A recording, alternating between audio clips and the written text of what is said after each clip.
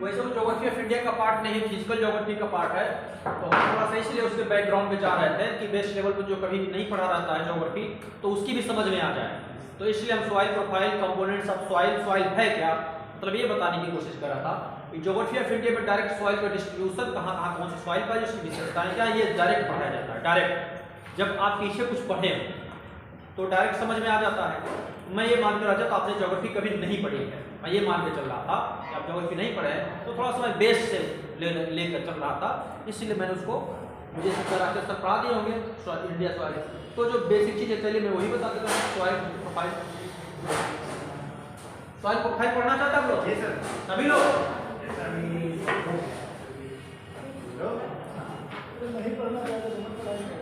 नहीं, क्या पढ़ना चाहते हैं? सॉइल या हम ये वेजिटेशन पढ़ा है?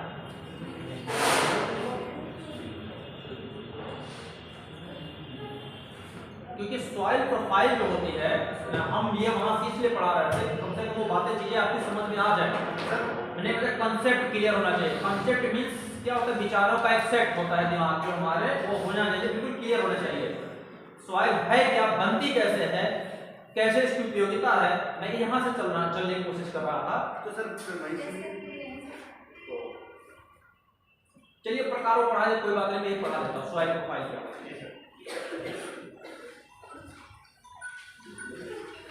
अरे इधर आओ, जो 8 नंबर को नया वाला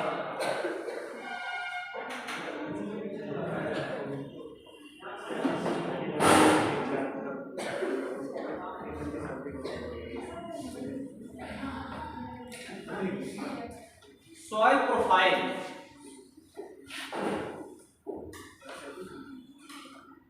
वास्तव में सॉइल का प्रोफाइल नहीं है तो सॉइल कहीं नहीं जाएगी, वो मिट्टी का ढेर कहा जाएगा, ढेर कहा जाएगा, बिल्कुल अवसादों का ढेर कहा जाएगा।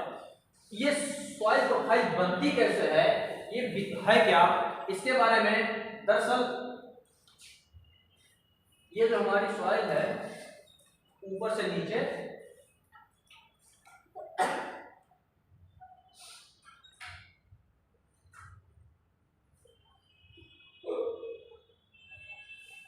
इसकी ये होती है, कई परतें डेवलप हो जाती है ऊपर से नीचे। हाँ चला तो काट को सब लोग बच्चे चले ये परतें बन जाती हैं मिट्टी में। कई परतें बनती हैं, ओ ए, फिर बन जाती है बी, बी सी, और उसके बाद डी बनती परतें, कई परतें बन जाती है। ये परतें बनती कैसे आखिर हैं, एक दूसरे के ऊपर जो लदी रहती है परतें, ये परतें जब तक नहीं बनेगी तब तक उसे सॉइल कहा ही नहीं जाएगा। वो सॉइल है नहीं, मृदा ही नहीं है, फिर वो क्या है, अवसादों का ढेर है, अवसादों का ढेर है। और इसमें कई प्रक्रियाएं होती हैं। डाउनवर्ड मूवमेंट होता है वाटर का, इसमें जो पोषक तत्व होते हैं, डाउनवर्ड मूवमेंट होता है, अपवर्ड मूवमेंट होता है जिसको लीचिंग कहते हैं, या डाउनवर्ड मूवमेंट को लीचिंग कहते हैं, नाम से अपक्षालन, कैपिलरी एक्शन कहते हैं। फिर क्षैतिज मूवमेंट होता है, इसमें इनपुट होता है, इसमें आउटपुट भी होता है। तो ये मिट्टी की इतनी दीर्घकालीन प्रक्रिया होती है कि हजारों साल में 1 सेंटीमीटर मोटी मिट्टी की बढ़त, कम से कम 200 से 300 साल में 1 सेंटीमीटर मोटी मिट्टी की परत बनती है। और हमारा प्रतिवर्ष 1.8 मिलीमीटर अपरदन हो रहा है मिट्टी से, मिट्टी का अपरदन हो रहा है। और ये संसाधन आपने मैंने लिखवाया था कि ये क्या होता है, जल के बाद दूसरा सबसे महत्वपूर्ण संसाधन है। जैसे जल के बिना जीवन संभव नहीं, वैसे मृदा के बिना जीवन संभव नहीं है। क्योंकि पौधे कहाँ पनपते हैं, मिट्टी में पनपते हैं। और पौधे नहीं रहेंगे तो पौधों पर कैसे डिपेंड है, फूड चेन पढ़ा आपने, सारी वनस्पतियों पर डिपेंड है शाकाहारी। फिर शाकाहारी नहीं रहेंगे तो शाकाहारी नहीं तो मांसाहारी सर्वाइव करते हैं, पूरा सिस्टम डिस्टर्ब, यानी जीवन संभव ही नहीं इसके बिना। तो सॉइल प्रोफाइल के बारे में पढ़ते हैं। देखिए जब अपक्षयित सेल सूट पर, ये देखिए अपक्षयित, इसका अपक्षय हुआ है, एक हम यहां बनाते हैं अपक्षयित,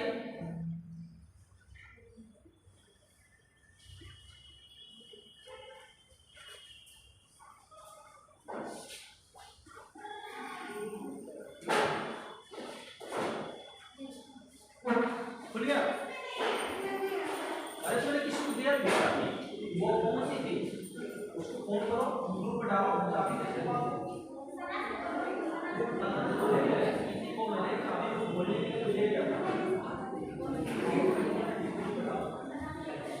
उसमें ग्रुप पे डालने के बाद तो ये जो ढेर होते हैं अवसादों के अपवर्तन होता है, ये ऊपर की लेयर होती है, क्या होता है? अपवर्तन होता है, अपक्षय। इसको अपक्षय हो गया। अपक्षय तीन तरह से होता है, भौतिक अपक्षय, रासायनिक और जैविक अपक्षय। इनके माध्यम से ये चट्टानें टूट फूट के अपने स्थान पर बिखर जाती, ये अवसादों का ढेर बन जाती है। अवसादों का ढेर, इसको चट्टान चूर्ण भी कहते हैं, चट्टान चूर्ण भी कहा जाता है, ये बन जाता है। फिर इसमें एक दूसरी प्रक्रिया स्टार्ट होती है, जब पानी बरसता है तो इसमें पदार्थ ऊपर नीचे होने लगते हैं और ये धीरे धीरे लेयर विकसित होने लगती है, प्रोफाइल विकसित होने लगती है।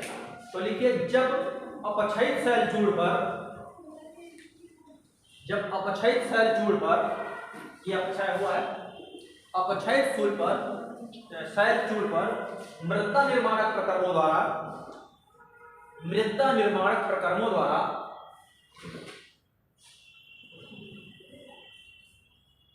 हजारों वर्षों तक कार्य करने से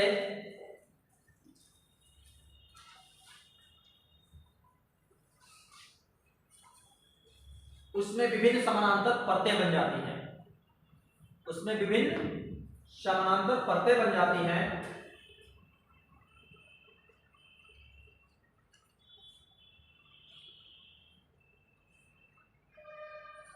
और नए नए प्राकृतिक पिंडों का निर्माण होता है। पिंड पहले पढ़ चुके हैं, नए नए प्राकृतिक पिंडों का निर्माण होता है।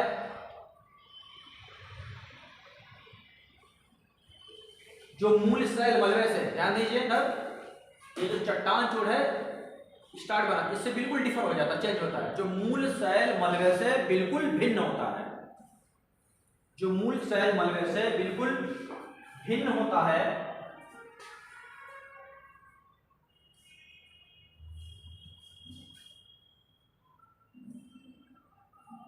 मृदा की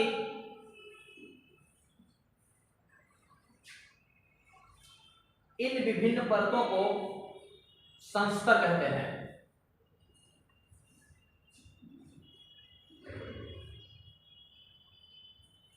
संस्तर कहते हैं। भूमि के सबसे ऊपरी सतह से लेकर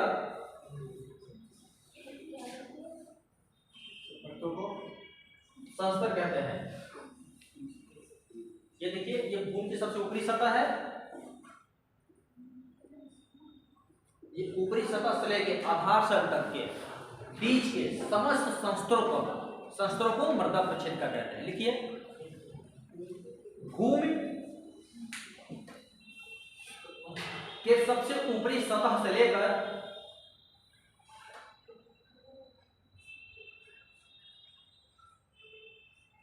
और आधार शैल के ऊपर, देखिए आधार शैल सबसे नीचे होती है, आधार शैल के ऊपर स्थित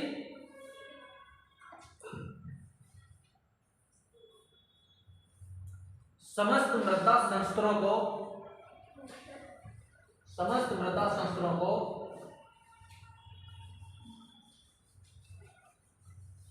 मृदा प्रच्छेदिका कहते हैं। मृदा प्रच्छेदिका कहते हैं। मृदा प्रच्छेदिका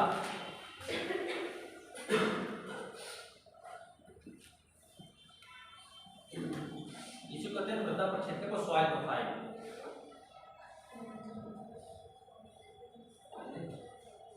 सॉइल प्रोफाइल कहते हैं। प्रत्येक संस्तर, ये संस्तर है, अभी हम आएंगे इस पे। प्रत्येक संस्तर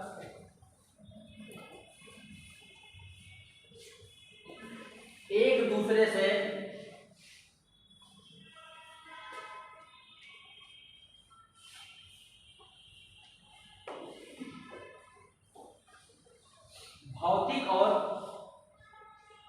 भौतिक, जैविक तथा रासायनिक गुणों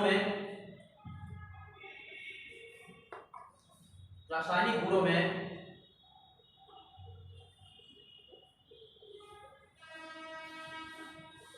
भिन्न होता है।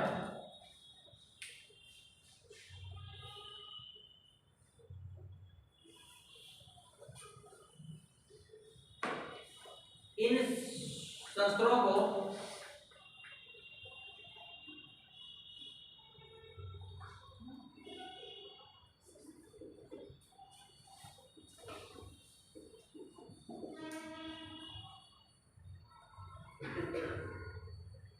बना लिया।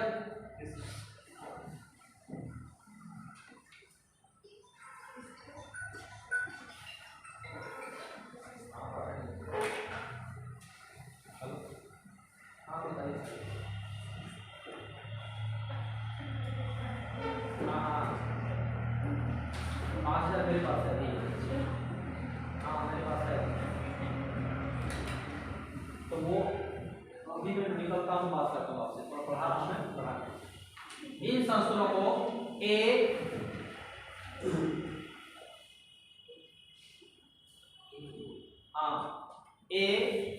बी नहीं ओ लिखे पहले, O A E H E B C R ऐसे लिखिए। अक्षरों से नामांकित किया जाता है। आदर्श प्रच्छेदिका में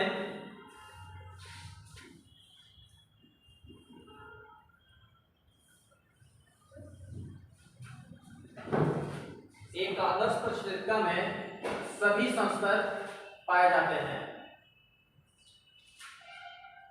सभी संस्तर पाए जाते हैं।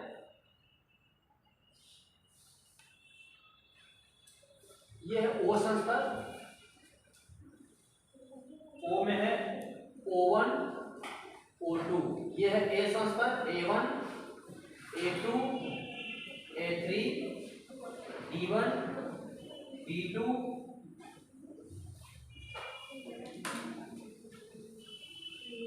B3 और इसको C कहते हैं।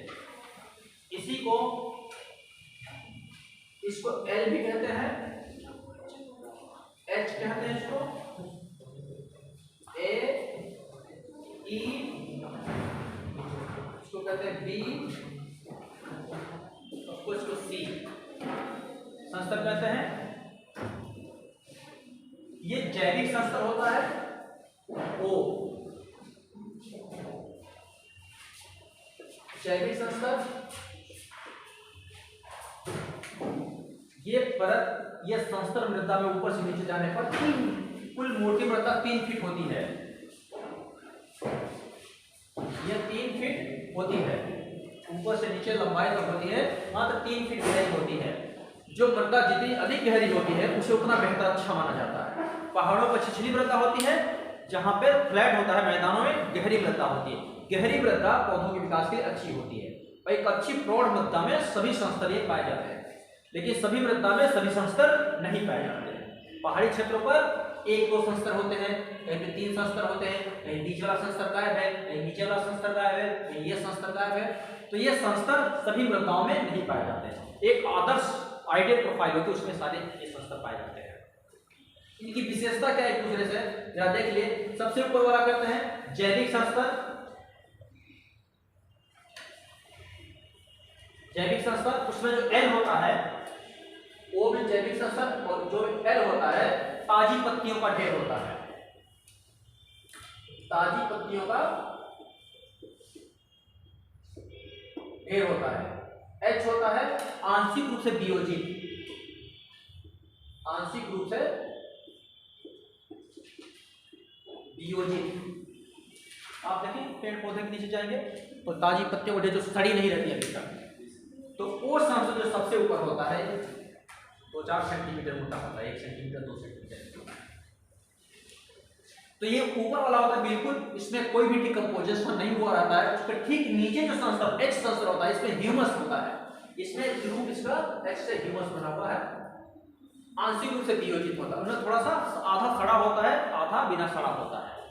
उसके नीचे जाएंगे तो ये जैविक पदार्थ होते हैं बिल्कुल महीन हो जाते हैं, आप इसे पहचान नहीं सकते। माइक्रोस्कोप से देखेंगे तो पहचान पाएंगे वास्तव में जीवों के अवशेष है। नीचे की तरफ जाएंगे। दूसरा लिखिए A1 या H संस्तर। इसका रंग गहरा होता है, इसमें पर्याप्त ह्यूमस होता है। ए में लिखते जाइए, गहरा रंग, पर्याप्त ह्यूमस, पर्याप्त ह्यूमस। A2 सॉरी A2 के सामने ए है, थोड़ा सा इसको करेक्शन कर लीजिए। ए है यहाँ पे ई है,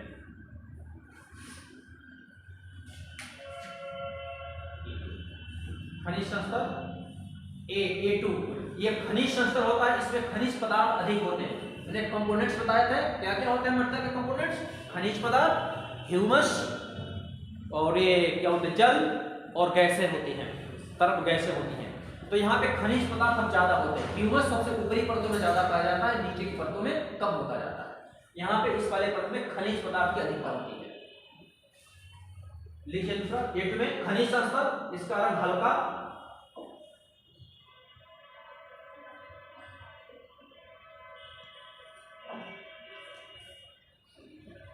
इसका रंग हल्का होता है, इसको अपवहन मंडल भी कहा जाता है।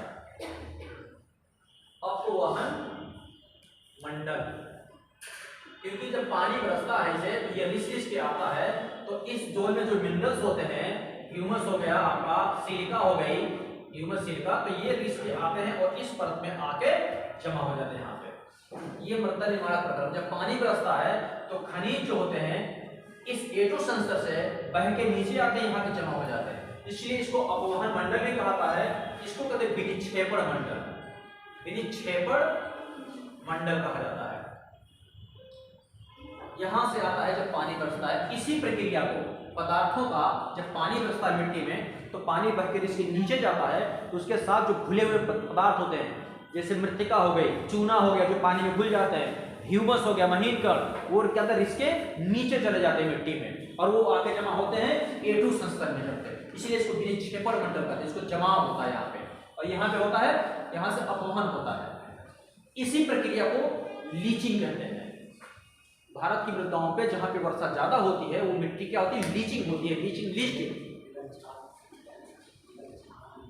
लीचिंग या अपक्षालन,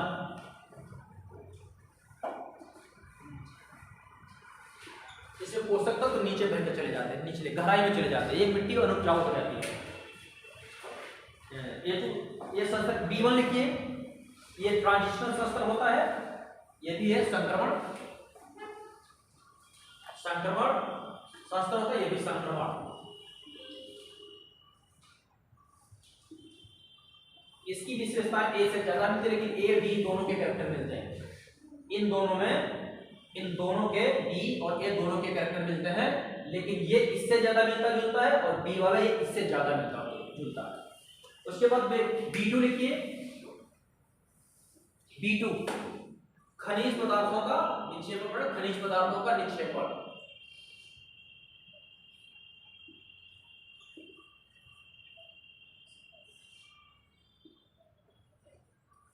खनिज पदार्थों का निक्षेपण, यह भी संक्रमण है। ये होता है सोलम, रिगोलित कहते हैं, असंगठित अपक्षयित पदार्थ, असंगठित अपक्षयित पदार्थ।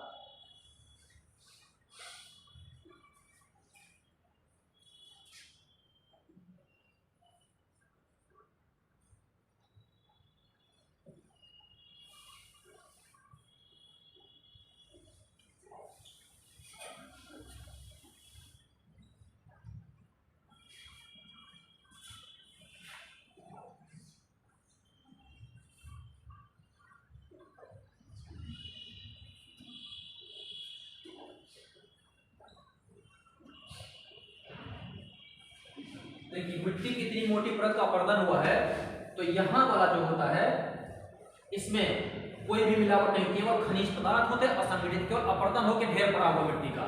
न तो इसमें गैसें मिल पाई हैं, न ही इसमें जल है, और न ही इसमें ह्यूमस पदार्थ है, न ही इसमें इनका विरूपण हुआ है, यानी कि जिस रूप में चट्टानें टूट रही थी उसी रूप में है। जब ऊपर क्या बताना है कि जब सॉइल प्रोफाइल बनती है तो जब मृदा के कण होते हैं इनका रूप भी बदल जाता है, क्षय होने के बाद जो टुकड़े होते हैं उनका रूप बदल जाता है। तो ये वाला पदार्थ होता है जो पिछला होता है यहाँ से नीचे वाला। अपर्दन तो वो रहता है, हीरा संगठित होता है, लेकिन ये मृदा नहीं होता, ये वाला सी वाला होता है। इसको गिले परत भी कहते हैं, इसको गिले परत कहते हैं।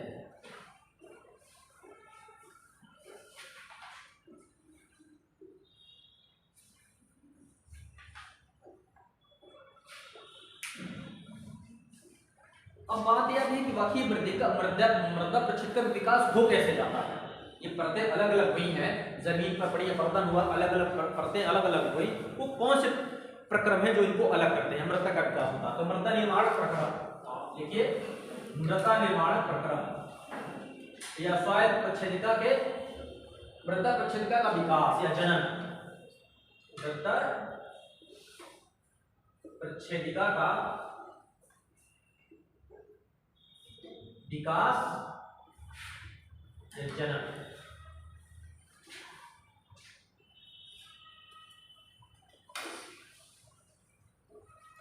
एक प्रक्रिया होती है पार्जोलाइजेशन,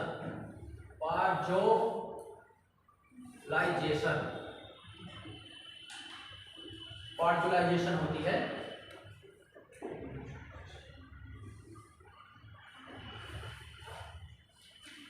ये होती है शीत या शीतोष्ण जलवायु में,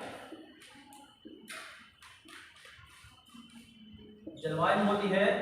अधिक वर्षा जहां पर होती है, अधिक वर्षा, तो इसमें क्या होता है, जहां पर अधिक वर्षा होती है, नोट करते जाएंगे, इतना नोट करते जाइए साथ साथ। अधिक वर्षा होती है तो ह्यूमस, क्या ह्यूमस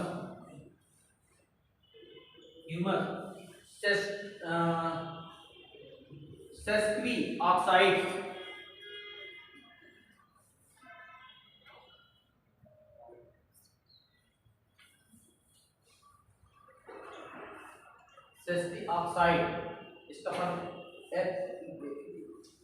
इसका फार्मूला होता है Fe3F2O3 और होता है Al2O3।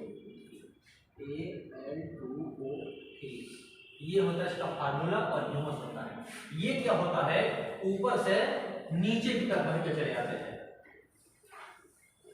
पार्जोलाइजेशन क्रिया में जब जहां वर्षा होती है शीत और शीतोष्ण जलवायु में, तो ये दो सेस्क्वी ऑक्साइड और ह्यूमस, ये जो देखा आपने ह्यूमस, यहाँ जो था ह्यूमस, ये क्या होता है, रिस के नीचे जाएगा। और ये ऑक्साइड जो लोहे होते हैं, ये रिस के क्या होते हैं, ये नीचे यहाँ चले जाएंगे। ऊपर की परतों में इनकी कमी हो जाएगी, ये यहाँ इकट्ठे हो जाएंगे ऊपर। इस क्रिया को पार्जोलाइजेशन कहते हैं, पार्जोलाइजेशन कहते हैं। सिलिका की मात्रा ऊपर बनी रहती है, सिलिका की मात्रा ऊपर बनी रहती है, और इस प्रक्रिया से जो भी मृदा निर्मित होती है उसको पार्जोल मृदा कहते हैं। आप जब इसकी मृदा सॉइल पढ़ेंगे, वर्ल्ड ज्योग्राफी पढ़ेंगे, उसमें पार्जोल सॉइल का नाम खुद पढ़ेंगे आप। तो इस ऐसी प्रक्रिया से जो मिट्टी बनती है उसको पार्जोल मिट्टी कहते हैं। कौन सी मिट्टी कहते हैं, पार्जोल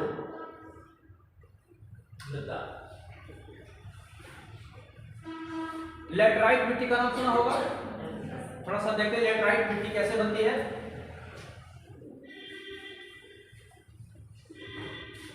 इंडियन में तो हम क्या पढ़ लेते हैं, लैटराइट मिट्टी कहाँ पाई जाती है, क्या विशेषता होती है, लेकिन बनती कैसे है ये उसमें नहीं होता। लेटराइजेशन, लेटराइजेशन,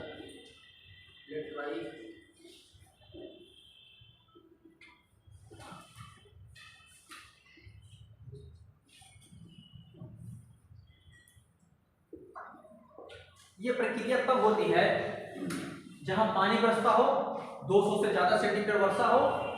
थोड़ा देखिए इस लेटराइजेशन में, इस प्रक्रम में, इस प्रक्रम द्वारा, इस प्रक्रम सेलेनाइजेशन है। इस प्रक्रिया में पार्जोलाइजेशन के विपरीत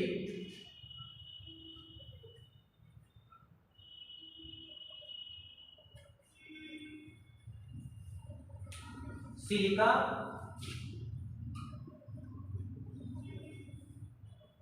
क्षारीय पदार्थ,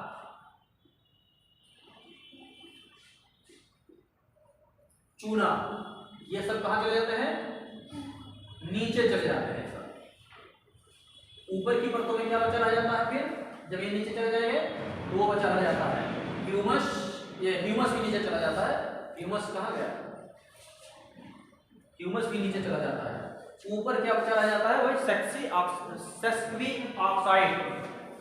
ऊपर की परतों में, ऊपर की परतों में ये है, यहां से आ गए इंग्लिश में सिलिका,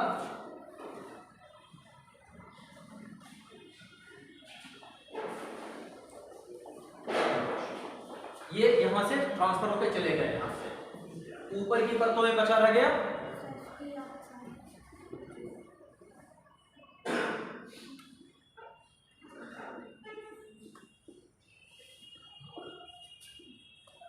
सेस्क्वी ऑक्साइड, ये बचे रह जाते हैं। एल्युमिनियम और लोहे के ऑक्साइड बचे जाते हैं, जिसके कारण उसका रंग हल्का ईंटे की तरह होता है। लेटर का मतलब होता है ईंट होता है। लेटर का मतलब होता है ईंट। भारत में इसका खोज बुकानन ने मिट्टियों का अध्ययन किया था। तो जिस लेटराइट मिट्टी वो होती है जिसमें ये प्रक्रिया होती है, जहां पे वर्षा ज्यादा होती है, सिलिका, चूना, ह्यूमस नीचे चले जाते हैं, ऊपर की परतों में एल्युमिनियम, लोहा, इनके ऑक्साइड बचे रह जाते हैं। ऐसी मिट्टी को लेटराइट मिट्टी कहते हैं। ये वहां पे विकसित हुई है जहां पे वर्षा अधिक होती है। जितने भी उष्णकटिबंधीय क्षेत्र हैं विषुवत रेखा के आसपास, भारत में, दक्षिण भारत में, चाहे ये वाली एरिया हो भारत का, ये वाली एरिया हो, या इधर या वहां यहाँ वाली एरिया हो, क्या बोलते हैं, मेघालय का पठार, उत्तर भारत, और यहाँ पे कहीं कहीं, तो वहां पे ये मिट्टी पाई जाती है, लेटराइट उसे जलवायु पाई जाती है। इसके बाद कैल्सिफिकेशन, एक और प्रक्रिया होती है। देखिए इन्हीं के द्वारा परतें अलग हो रही है। कहीं पे जाके परतें कैसे बन रही हैं, संस्तर कैसे बन रहा है, कहीं पे जो इसके कंपोनेंट्स मृदा के कहीं पे जाके अलग जमा हो रहा है, एक लेयर बन रही है, कहीं दूसरी जगह पर जाके जमा हो रहे हैं, कहीं कम हो रहे हैं, कहीं ज्यादा हो रहे हैं। अब लेयर बनने के लिए बन रही है। मृदा संस्तर का विकास कैसे हो रहा है? जब पानी डाउन फिल्ट्रेशन हो रहा है, नीचे रिसके जा रहा है, तो उसके साथ पोषक तत्व मृदा के जो घटक है वो जाके किसी एक परत में जमा हो रहा है, तो वो परत दूसरी की परत से अलग हो जा रही है। इस तरह सारी परतें धीरे धीरे एक दूसरे से अलग हो जाएंगी और मृदा परिच्छेदिका का विकास हो जाता है, और तब वो मृदा प्रौढ़ मृदा कही जाएगी। अगर मृदा का विकास नहीं हुआ तो प्रौढ़ मृदा नहीं कही जाएगी, प्रोफाइल का विकास नहीं हुआ। कैल्सिफिकेशन, समझिए कैल्सिफिकेशन,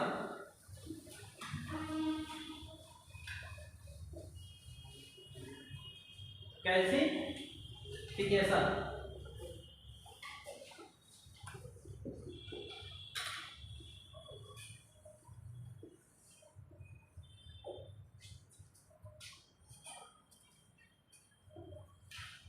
देखिए जहां पे वर्षा कम होती है, अब वर्षा की मात्रा हुई कम, जब वर्षा की मात्रा हुई कम तो क्या होगा, वाष्पीकरण ज्यादा होगा, वाष्पीकरण ज्यादा होगा, तो पानी किसके क्या जाएगा, ऊपर जाता है। पानी मृदा से कुछ देर में मृदा सूख जाती है, जब ऊपर जाता है तो इसके साथ चूना होता है, कैल्शियम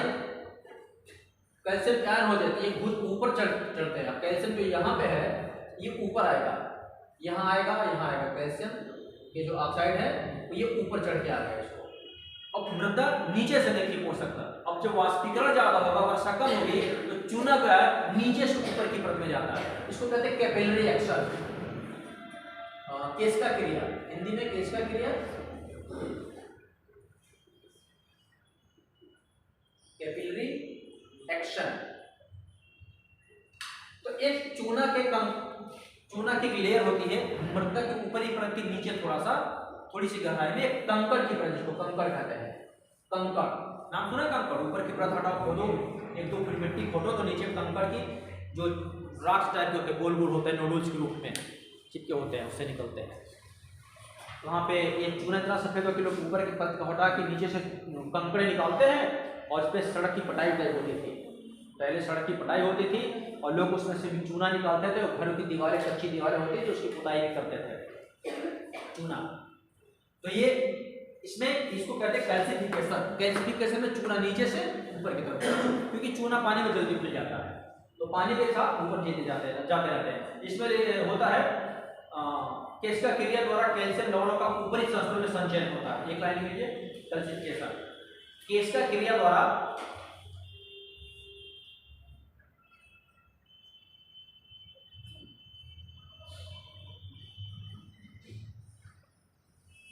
केस्का क्रिया द्वारा कैल्शियम लवणों का ऊपरी संस्तरों में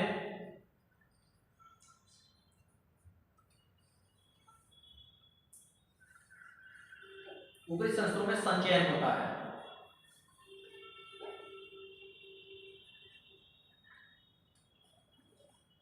कम वर्षा और अधिक वाष्पीकरण के कारण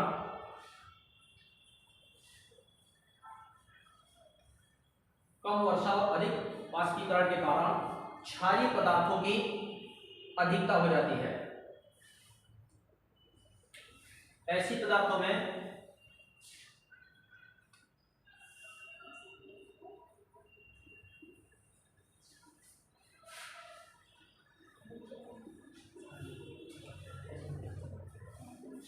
कैल्शियम कार्बोनेट और कैल्शियम सल्फेट, ये देखिए कैल्शियम कार्बोनेट और कैल्शियम सल्फेट होता है ऊपर आ जाता है। कैल्शियम कार्बोनेट और कैल्शियम सल्फेट ऊपर आ जाते हैं और ये कहाँ होता है? शुष्क जलवायु वाले प्रदेश में जहाँ पे वर्षा कम होती है। भारत में नाम सुना है बांगर और खादर मिट्टी का? बांगर और खादर मिट्टी होती है जहाँ पानी हर वर्ष वर्षा का पहुंच जाता है। बांगर कहाँ होता है? जहाँ पे वर्षा का पानी नहीं पहुंच पाता है। तो भारत में बांगर जो मिट्टी होती है उसमें चूना की लेयर पाई जाती है निचली परतों में। भारत में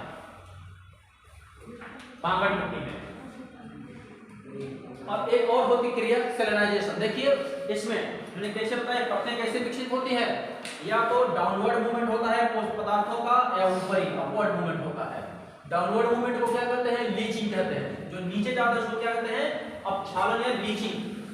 नीचे जाने की प्रक्रिया कहते हैं लीचिंग। एक टेक्निकल शब्द है अपक्षालन। नीचे ऊपर जाने की क्या कहते हैं? केस्का क्रिया, कैपिलरी एक्शन।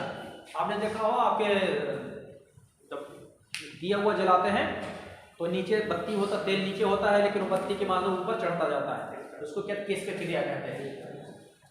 सेलेनाइजेशन एक और क्रिया होती है सेलेनाइजेशन।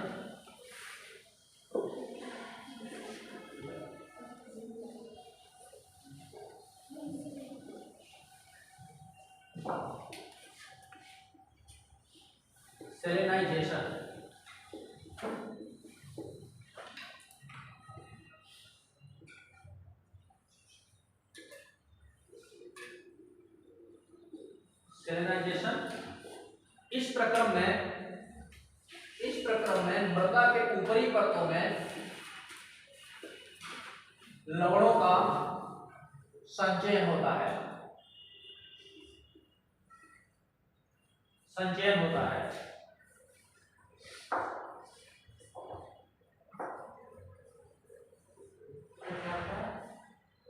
लवणों का संचयन होता है। यह शुष्क जलवायु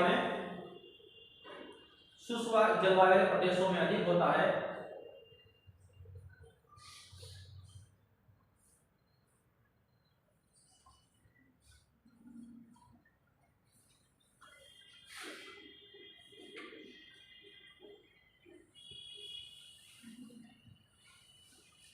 इसमें अधिक तापमान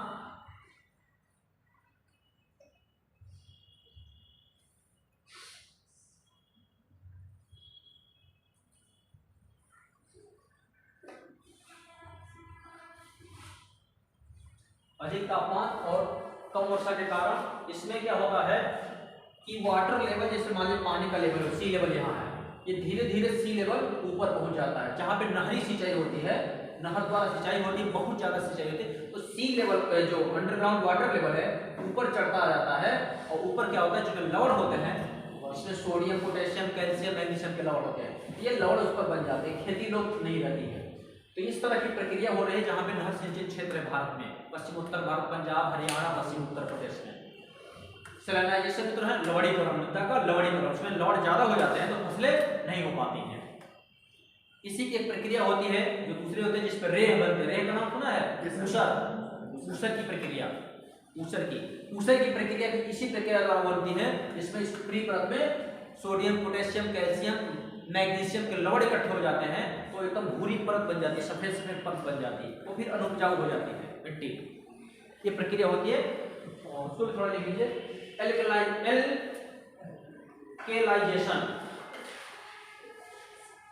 एल्केलाइजेशन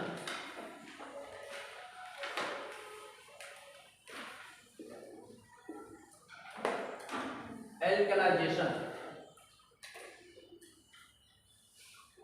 यह प्रक्रिया भी सेलेनाइजेशन के समान ही होती है।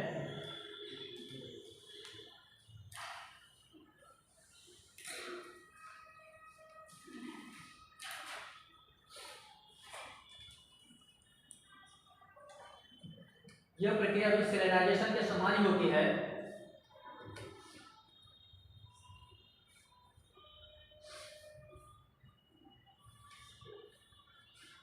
अंतर यह होता है कि इसमें सोडियम लवणों का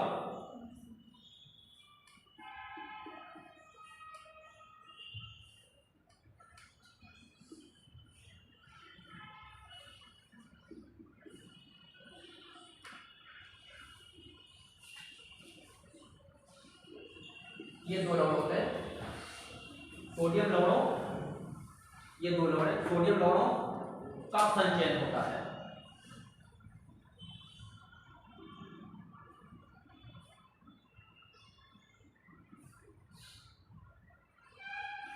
इनका क्या होता है? ऊपर संचयन होता है और इसी में जो होता है कैल्शियम होता है वो नीचे चला जाता है।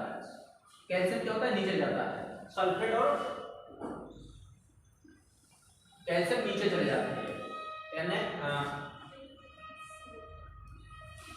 NO3C, ये नीचे चले जाते हैं और ये बेचारे ऊपर आ जाते हैं सेलेनाइजेशन में। अधिक पानी की उपस्थिति में जब कैल्शियम लवण घुल जाते हैं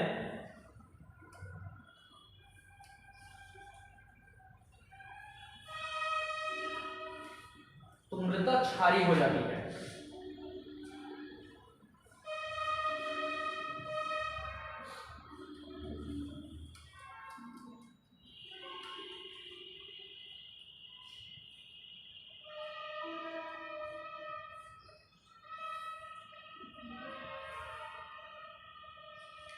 ग्लेजेशन, एक और प्रक्रिया होती है ग्लेजेशन।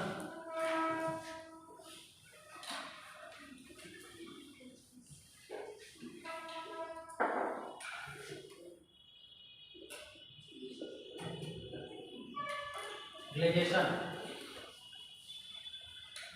इस प्रक्रिया में, यह प्रक्रिया जलमग्न, जहां पे पानी बिल्कुल वाटर लॉगिंग हो जाता है, पानी जो मिट्टी पानी में हमेशा डूबी रहती है, यह प्रक्रिया जलमग्न एवं अपचयित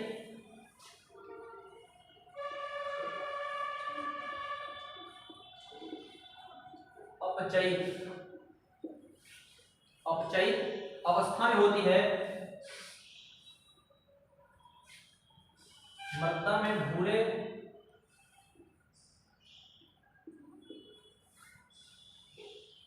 में भूरे रंग के संस्तर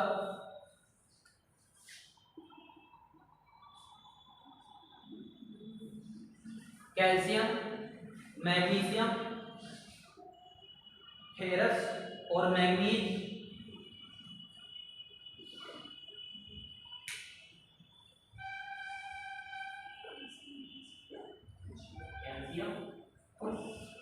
कैल्शियम, मैग्नीशियम, फेरस और मैंगनीज जैसे अभिलेय लवण, ये भूलते नहीं, ये कौन से लवण होते हैं? अभिलेय। लवणों का जमा हो जाता है, ऊपरी परत में होता है।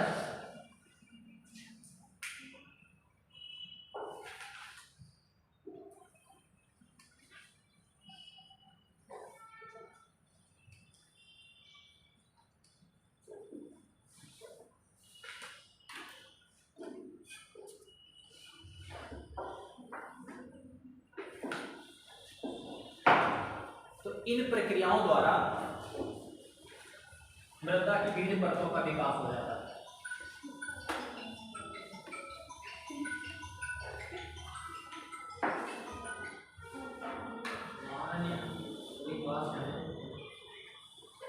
तो हम जगह तो है परतों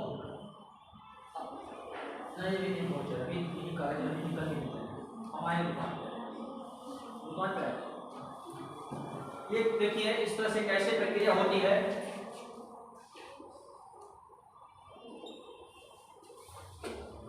ये बी संस्तर है,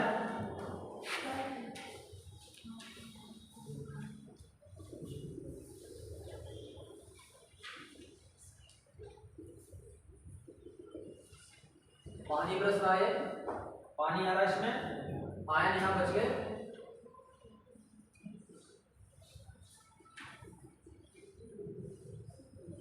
हाइड्रोजन आयन बच जा रहा है, वही आ रहा है पानी, नीचे है कैल्शियम प्लस मैग्नीशियम, नीचे से और आ जाए यहाँ पे